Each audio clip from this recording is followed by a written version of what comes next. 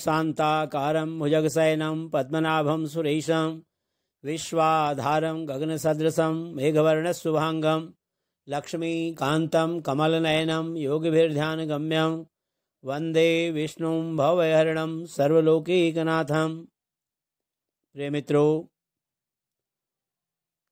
कल हमने कार्तिक महात्म्य का 11वां अध्याय किया था, जिसमें सभी देवताओं के द्वारा भगवान विष्णु की स्तुति की गई थी। आज 12वां अध्याय है, जिसमें जलंधर के द्वारा राहु को दूध बनाकर भगवान शिवजी के पास भेजा जाता है। नारद उवाच समां प्रोवाच विधिवत् संपूज्य च तु भक्तिमान् संप्रहस्य तदा वाक्यं स्नेहपूरं च वै नृप कुत आगम्यते ब्रह्मन् किंचित् दृष्टं त्वया प्रभो यदर्थमिह चायातः तत् आज्ञापयतां मुने। नारद जी ने कहा कि हे राजन, उस भक्तिमान त्रैलोक्य के स्वामी देवेंद्र जलंधर ने विधिवत हमारी पूजा की और हंसकर हाथ जोड़कर स्नेहपूर्वक वह बोला, हे देवर्षि, आप इस समय कहाँ से आ रहे हैं? आपने कहाँ क्या देखा? जिस उद्देश्य से आप यहाँ आए हैं उसे आज्ञा दीजिए। तो नारद जी ने कहा कि हे दैत्यराज, मैं यों ही घूमता हुआ कैलाश पर्वत पर जा पहुंचा। वहां पार्वती जी के साथ बैठे हुए शिव जी को देखा। वहां 10,000 योजन के विस्तार में कल्प वृक्षों का भारी जंगल था। वह महावन सैकड़ों कामधेनु गौओं से युक्त था, जिसमें कैलाश पर्वत चिंतामणि के समान देदीप्यमान हो रहा था। यह दृश्य देखकर मुझे तो बड़ा आश्चर्य और विस्मय हुआ और चित्त में यह संकल्प विकल्प होने लगा कि ऐसी संपत्ति तीनों लोकों में और कहीं है या नहीं। हे दैत्यराज, उसी समय तुम्हारी संपत्ति का स्मरण मुझे हो गया। उसी को देखने के लिए मैं आपके समीप आज यहाँ पर आया हूँ। स्त्री के बिना तुम्हारी यह संपत्ति देखकर भी मैं इसी निष्कर्ष पर हूँ कि महादेव जी के अतिरिक्त कोई दूसरा त्रैलोक्य में समृद्धिशाली नहीं है। यद्यपि तुम्हारे वश में अनेक अप्सरा तथा नाग कन्याएं हैं, किंतु उनमें कोई भी पार्वती की भांति रूपवती नहीं है।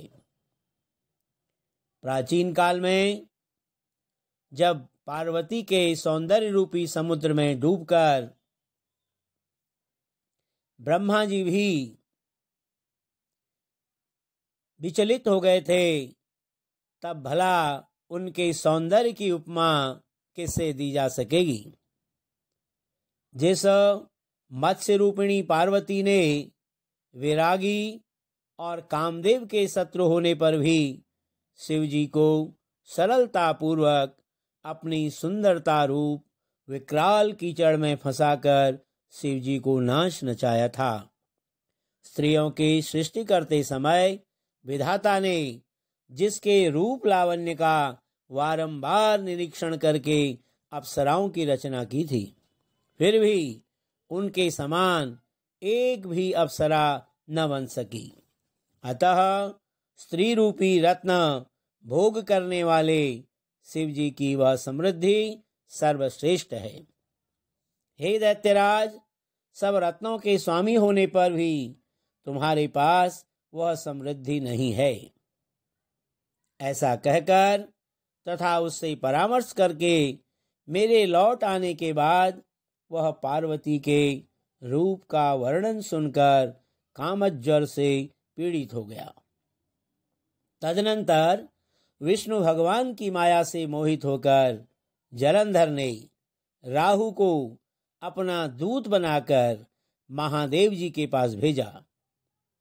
शुक्ल पक्ष के चंद्रमा की तरह शोभायमान कैलाश को राहु अपने शरीर की कालिमा से कृष्ण पक्ष की भांति उज्जवल करता हुआ कैलाश पर गया और द्वारपाल नंदीश्वर की आज्ञानुसार महादेव जी के पास जाकर उनकी भ्रगुटी का संकेत पाकर राहु बोला। क्या कहता है कि हे वृषध्वज, देवता और सर्पों के पूज्य तथा सकल रत्नों के स्वामी त्रैलोक्य के नाथ श्री महाराज जलंधर की आज्ञा सुनो। भयानक स्मशान में निवास करने वाला, हड्डियों के भार को धारण करने वाला, हमेशा नंगा रहने वाला प्राणी पार्वती जैसी रूपवती को अपनी स्त्री कैसे बनाएगा? मैं सब रत्नों का स्वामी हूँ।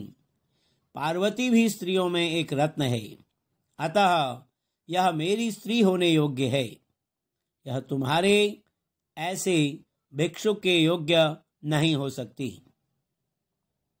नारद जी ने कहा, राहु इस तरह कह ही रहा था कि इतने में शंकर जी के भ्रू से वज्र के समान गरजता हुआ एक भयंकर पुरुष उत्पन्न हुआ, जिसका सिंह के समान बार बार मुख लपलपा रहा था, जिसके नेत्रों से भयानक अग्निज्वाला निकल रही थी और केश खड़े हो रहे थे। अत्यंत दुर्बल शरीर आता हुआ देखकर राहु बड़े बेग से भागा, परंतु उसने बाहर राहु को पकड़ ही लिया। वह पुरुष जब राहु को पकड़कर खाने के लिए तैयार हुआ, तब उसे महादेव जी ने रोक दिया और कहा कि यह पराधीन दूत है, इसे न मारो, छोड़ दो। ऐसी बातें सुनकर उसने राहु को आकाश में ही छोड़ दिया। राहु के छोड़ने के बाद वह पुरुष महादेव जी से प्रार्थना करने लगा। क्या कहता है कि हे देवेश, हे प्रभु, मैं अतिशय भूखा प्यासा हूँ। मुझे भूख अत्यंत कष्ट दे रही है। आप आज्ञा दें, मैं क्या खाऊं? तब शिव जी ने कहा, शीघ्र ही अपने हाथ पैर का मांस खाओ। नारद जी ने कहा, शिव जी की आज्ञा पाकर वह अपने हाथ पैर का मांस इस प्रकार खा गया कि उसका केवल सिर ही बच गया। उसका अवशेष सिर देखकर विस्मित और प्रसन्न होकर उस भयंकर कार्य करने वाले से शिव जी ने कहा, तुम्हारा नाम आज से कीर्तिमुख हुआ। मेरे द्वार पर सर्वदा रहो। जो मेरे भक्त तेरी पूजा नहीं करेंगे वे मेरे प्रिय नहीं होंगे। नारद जी ने कहा, उसी दिन से महादेव जी के द्वार पर कीर्तिमुख रहने लगा। तभी से जो कोई शिव जी की पूजा के पहले कीर्तिमुख की पूजा नहीं करता, उसकी पूजा व्यर्थ हो जाती है। उस राहु को कीर्तिमुख ने बर्बर नामक स्थान में छोड़ा था। इसी से उस स्थान का भी नाम बर्बर पड़ा। कीर्तिमुख के छोड़ने के पश्चात राहु ने अपना पुनर्जन्म मानते हुए जलंधर के पास आकर अपनी सारी कथा सुनाई। इति श्री पद्म पुराणे कार्तिक महात्म्ये जलंधरोपाख्याने दूतवाक्य कथनम नाम 12वाध्यायः।